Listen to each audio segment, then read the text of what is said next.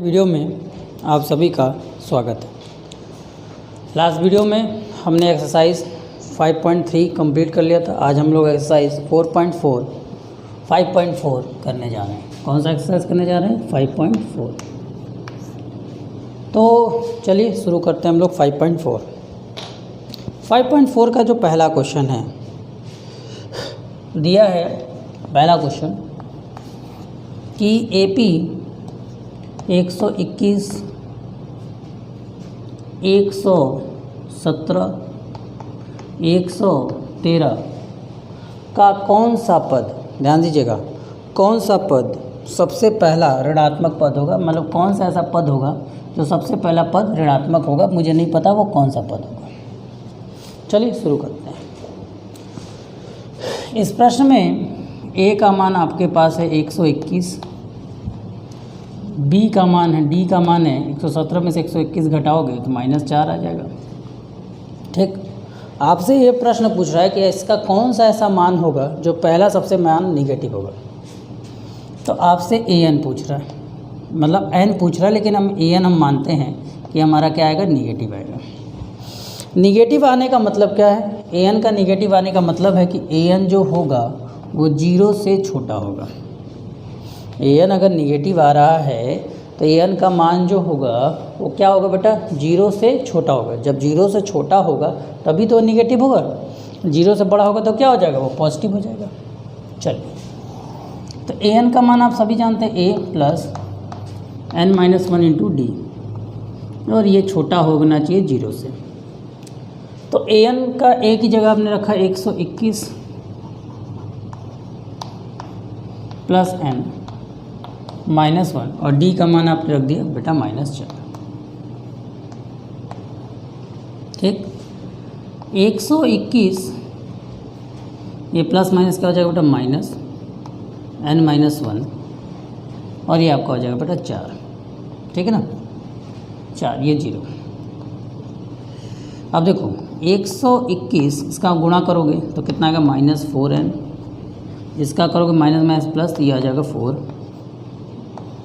N को उधर भेज दो। ठीक है, तो +4 छोटा बड़ा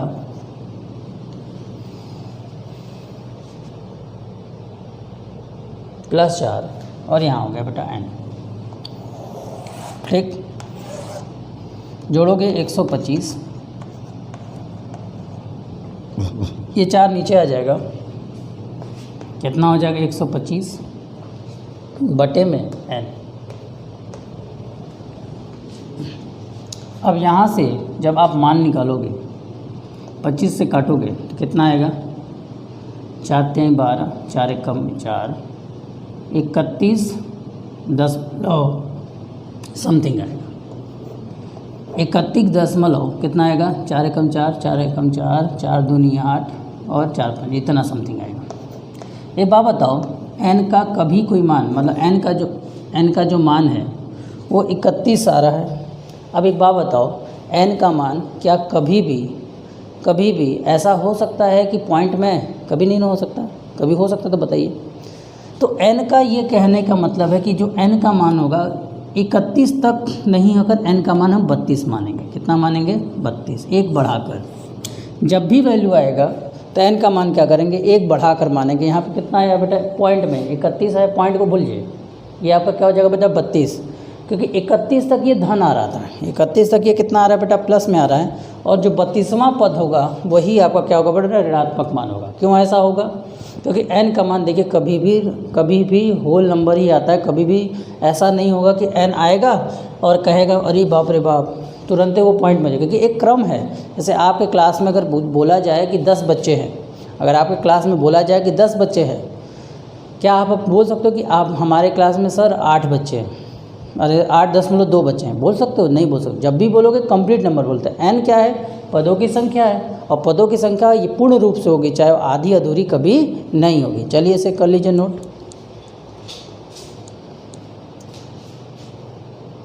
आपने नोट कर लिया। चलिए आते हैं अगले प्रश्न पर। प्रश्न संख्या 2 क्या कह रहा है? प्रश्न संख्या 2, किसी एपी के तीसरे किसी एपी का तीसरा और सातवां पद, अच्छा किसी एपी का तीसरा और सातवें पदों का योग 6 है, इसका गुणनफल 8 है, तो एपी के प्रथम 16 पदों का योग ज्ञात कीजिए। देखिए इस तरह के क्वेश्चन को करने का एक अलग तरीका होता है।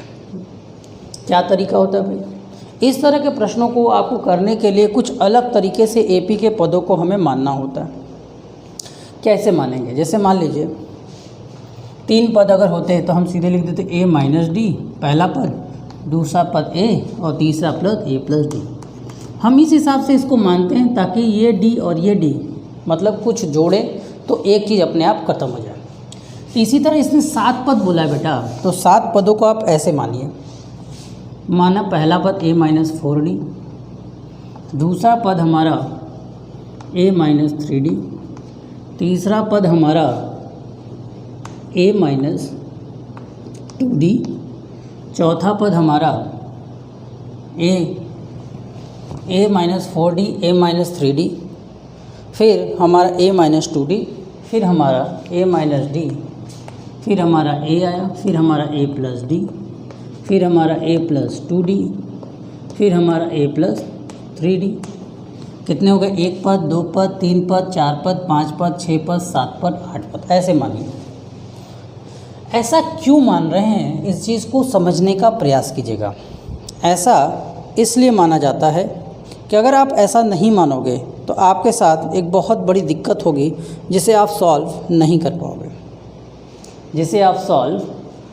पाओगे। अगर ऐसा नहीं करोगे तो आप प्रश्नों को सॉल्व करना आपके लिए बहुत ही कठिन हो जाएगा। ठीक है, तो होता क्या है, तो इस तरह हमने पहला पद को प्रश्न में क्या दिया, तीसरे पद 1 2 3 4 5 6 7, इन पदों का योगफल इसने दिया। देखिए हमने इसलिए ऐसा माना है कि ये d से d जोड़ने पर कट जाए और हमारा काम आसान है। इस बार पद देखिए, आप अगर देखना चाहते हैं कि एपी में है कि नहीं है तो आप किसी भी 2 पद को घटा कर देख लीजिए, आपका आंसर d ही आएगा। जैसे मान लीजिए a माइनस 3d में से माइनस किया a माइनस 4d को, ठीक, तो a minus 3d minus a minus minus plus, और ये आपका हो जाएगा 4d। यहाँ से a से a कट गया, देख लीजिए आपका आंसर आ रहा है d। तो देखिए हमने पद वही है, बस लिखने का तरीका अलग है। प्रश्न के आधार पर बोल रहा था कि 7वें और तीसरे पद का योग, 7वें और तीसरे पद का योग क्या है बेटा, 7वें और तीसरे पद का योग 6 है। तो तीसरा पद आपका a माइनस 2d है और चौथा पद आपका क्या है बेटा, अरे 7वां पद a प्लस 2d है। इन दोनों का योग बेटा है 6। जब इन दोनों का योग 6 है तो d से d कट गया, तो आपके पास आ गया 2a बराबर 3। यहाँ से a का मान आपको 6, यहाँ से a का मान आपको मिल गया 3। अब ये मत सोचिए कि पहला पद है, पहला पद हमारा a माइनस 4d था, इस बात को ध्यान दीजिएगा। अब प्रश्न में क्या बोला है कि अब प्रश्न में क्या बोला है, और गुणनफल 8 है, किसका बेटा, a माइनस 2d, और चलिए इधर करते हैं, a माइनस 2d का गुणा अगर हम a minus a plus 2d के साथ करेंगे तो आंसर आएगा 8। चलिए एक ब्रैकेट में a माइनस b, एक ब्रैकेट में a प्लस b बन गया, तो क्या हो जाएगा, a स्क्वायर माइनस 2d का स्क्वायर बराबर 8। a की वैल्यू पहले से अपने पास है बेटा 3, तो a का मान कितना आ जाएगा, a का मान हो जाएगा 9 माइनस 4d स्क्वायर बराबर 8। अब इसको आप उधर भेज दो, अब इसको आप उधर भेज दोगे तो ये क्या बेटा प्लस है तो उधर जाके माइनस हो जाएगा, तो माइनस 4d स्क्वायर बराबर हो गया बेटा 8 माइनस 9, जिससे आपका माइनस 4d स्क्वायर बराबर हो गया कितना बेटा, -1 के माइनस माइनस कट गया। तो अब d की जो वैल्यू आई वो -1, d की वैल्यू जो आई 1/4 आई d स्क्वायर की, तो d की वैल्यू कितनी हो जाएगी, प्लस माइनस 1/2। हम जनरली क्या बात करते हैं बेटा, हम चाहें तो प्लस भी वैल्यू यूज़ कर सकते हैं, हम चाहें तो माइनस का भी मान यूज़ करते हैं, लेकिन जनरली हम क्या करते हैं, प्लस का ही मान लेकर चलते हैं, क्योंकि हम एपी को बढ़ता हुआ क्रम मानते हैं। तो अब अपने पास a का वैल्यू आ चुका है और d की वैल्यू आ चुकी है। चलिए इसे कर लीजिए नोट, हो गया। चलिए जब आप इसे नोट कर लोगे, तो अब आपका पद क्या होगा, पहला पद आपका क्या था बेटा, a माइनस 4d, मतलब a में से ए की वैल्यू क्या थी बेटा 3 और 4 डी की वैल्यू कितनी बेटा 1/2 काट दोगे कितना आएगा बेटा इसका आंसर 3 में से 2 गया बच कितना गया बेटा 1 बच कितना गया 1। ठीक, अब आप देख रहे हो ध्यान से कि डी ही बढ़ रहा है, मतलब कि 1 के बाद अगला पद अगर निकालोगे, जल्दी से इसे नोट कर लीजिए।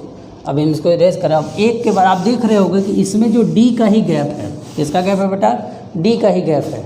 तो इसमें अगर आप 1 में इस 1 में 1/2 ऐड करोगे तो अगला पद आपका क्या हो जाएगा बेटा, ये आपका हो जाएगा 3/2। फिर दूसरे पद में आओगे, फिर 1/2 जोड़ोगे तो आपका आएगा 2, फिर 1/2 जोड़ोगे तो आपका आंसर आएगा 5/2। इसी तरह बढ़ता चला जाएगा। ठीक, तो अब आपके पास ए का मान आ चुका है, ए का मान आपके पास 1 आ चुका है। ए अभी किस हिसाब से बात कर रहे हैं, इसके हिसाब से बात नहीं कर रहे हैं, अब हम ए पी के पद के हिसाब से बात कर रहे हैं। तो अब यहाँ पर इसीलिए इसको कैपिटल बता, ए का मान आपके पास आ चुका है, डी तो अपना वही है 1/2।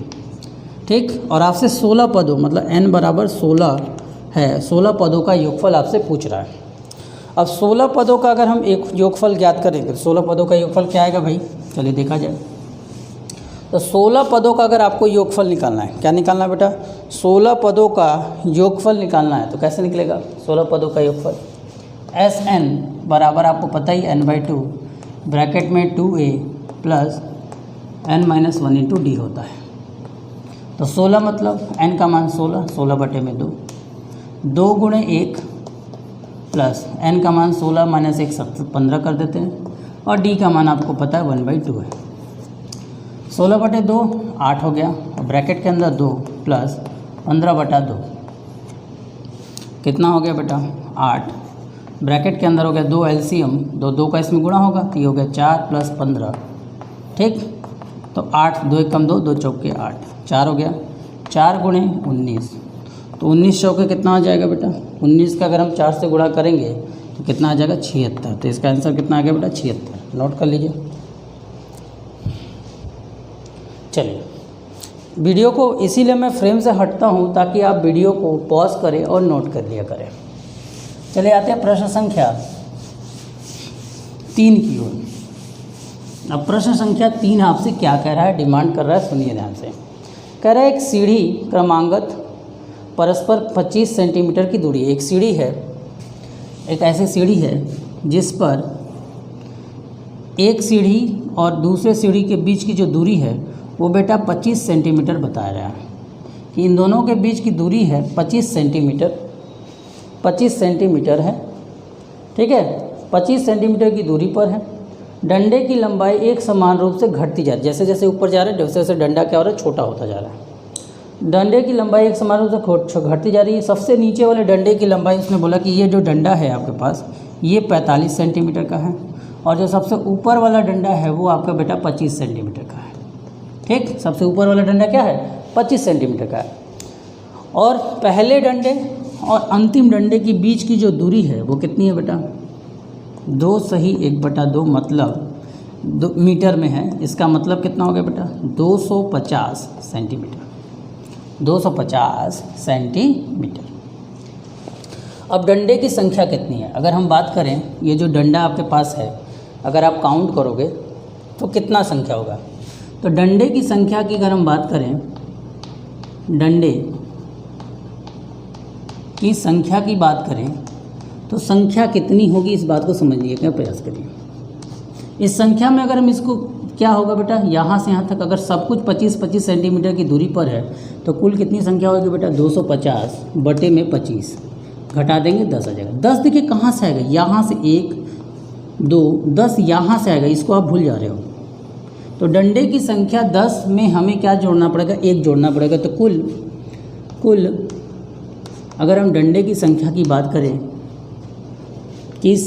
बात करें तो कुल डंडा हमारे पास कितना हो जाएगा बेटा 11, मतलब श्रेणी हमारा 11 का है।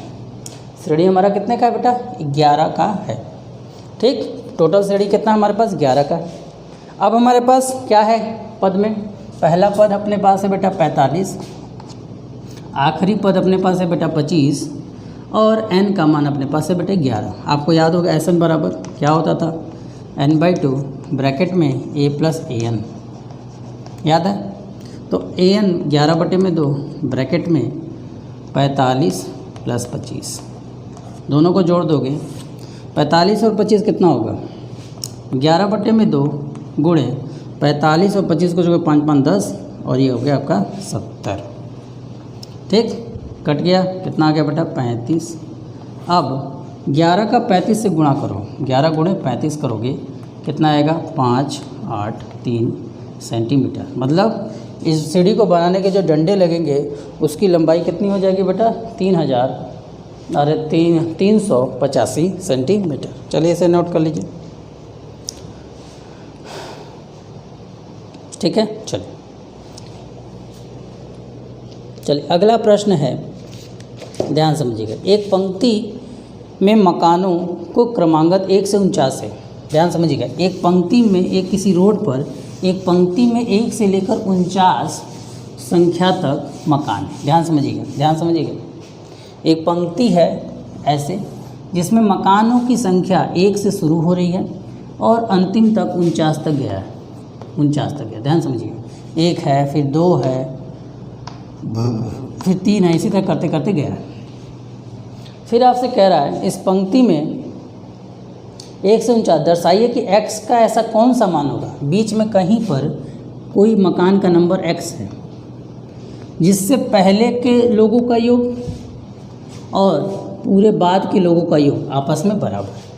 प्रश्न क्या कह रहा है कि मकान 1 से लेकर 49 तक सभी मकानें रखी गई हैं।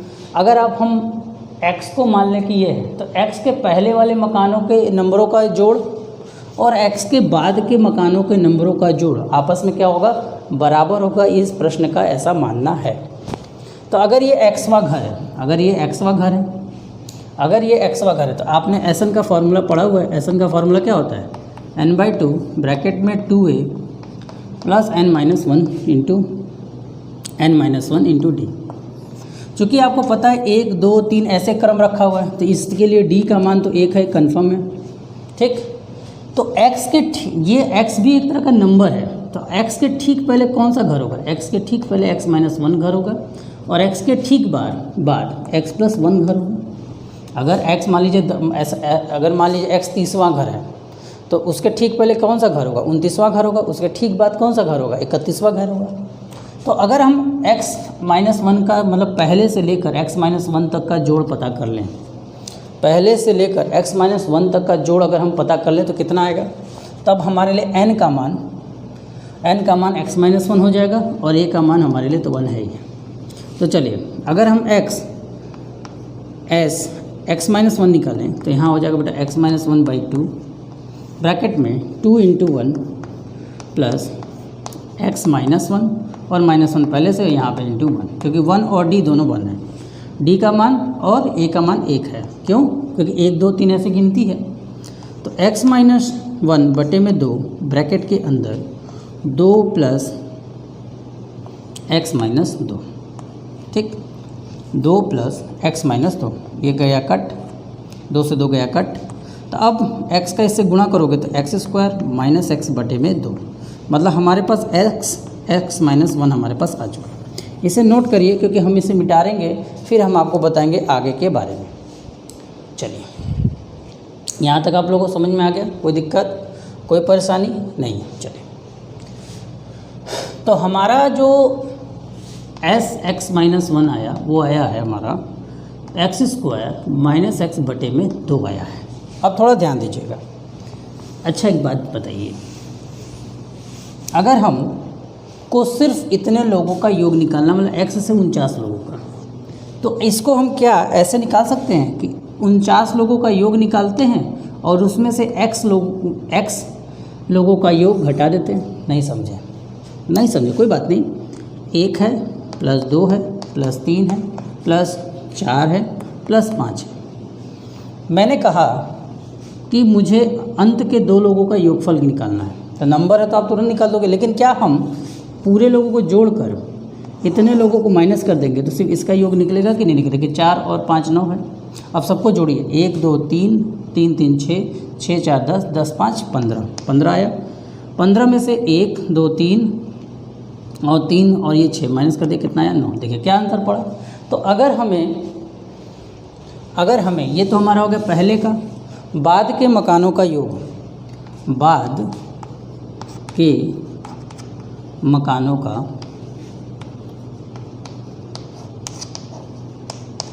योग अगर हमको निकालना है तो हम क्या करेंगे, शुरू पहले पूरा कितना जोड़ हुआ उसमें से x को माइनस कर देंगे, यही कर देंगे। तो 49 लोगों का अगर हम योग निकालें तो उसके लिए आपको सब पता है, a का भी मान 1 है, d का भी मान 1 है।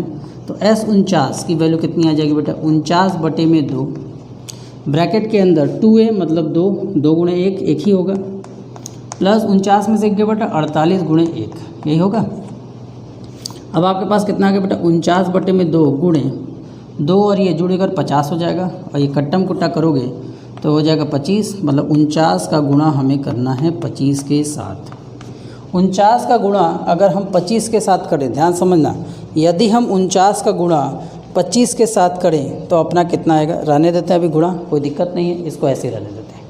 इसी तरह यदि हम x निकाल लें तो हमारा क्या होगा, x/2 ब्रैकेट में 2 × 1 और n की जगह x है तो x - 1 और d का मान 1 ही है। तो अब हमारे पास sx कितना आ जाएगा बेटा, x/2 ब्रैकेट में 2 में से गया तो ये हो जाएगा x + 1, और अपना आंसर आ जाएगा बेटा sx की वैल्यू कितनी आ जाएगी, गुणा करोगे तो x² + x/2। ठीक, तो एक बार हमने n की जगह x - 1 रख के जोड़ निकाला, एक बार हमने n की जगह x रख के निकाला, ये आया। तो चलिए सबको नोट कर लीजिए फटाफट, क्योंकि हम इसको बहुत तेज़ी से इरेज करने वाले हैं। ठीक, अब प्रश्न क्या कह रहा है, ध्यान समझिएगा। प्रश्न हमसे कह रहा था कि x संख्या जो हमने लिया है उसके पहले का योग और उसके बाद का योग आपस में क्या बचा, बराबर है। तो प्रश्न के आधार पर बात करें तो sx - 1 और ये दोनों आपस में क्या बेटा, बराबर है। इसका मान कितना है, x² - x/2। x 49 का मान कितना है बेटा, 49 गुणे 25, और इसका कितना आया बेटा, x² + x/2। अब इस पूरे नंबर को पीछे इस तरफ भेज दो। इस पूरे नंबर को जब आप इधर भेजोगे तो ये माइनस है तो इधर आके प्लस हो जाएगा, x² - x/2 plus x² + x/2 बराबर 49 गुणे 25। कितना आ गया, 49 गुणे 25। अब इन दोनों का डिनोमिनेटर सेम है तो ऐसे ही नॉर्मली ऐड हो जाएगा, इससे ये कट जाएगा। अब आपका क्या हो जाएगा, x² 2x² अपॉन में 2, और इधर आपके पास बेटा 49 गुणे 25 मौजूद है। 2 से 2 कट गया, x² का मान कितना आ गया बेटा, 49 गुणे 25। अब x का मान क्या होगा, 49 को करोगे तो 7, 25 को करोगे तो 5, तो x का मान कितना आया बेटा, 35। मतलब इस पूरे पंक्ति में रखा हुआ 35वां घर ऐसा होगा जिसके पहले का योग और जिसके बाद का योग आपस में बराबर होगा। चलिए इसे फटाफट कर लीजिए नोट। इसके बाद एक आखिरी प्रश्न बचा है इस अभ्यास का, जल्दी से इसे नोट कर लीजिए तो उसे भी हम आपको बता दें। चलिए इरेज कर देते हैं। चलिए अब आखिरी प्रश्न है इस अभ्यास का। इस अभ्यास का आखिरी प्रश्न क्या है, इस चीज़ को समझने का प्रयास करिए।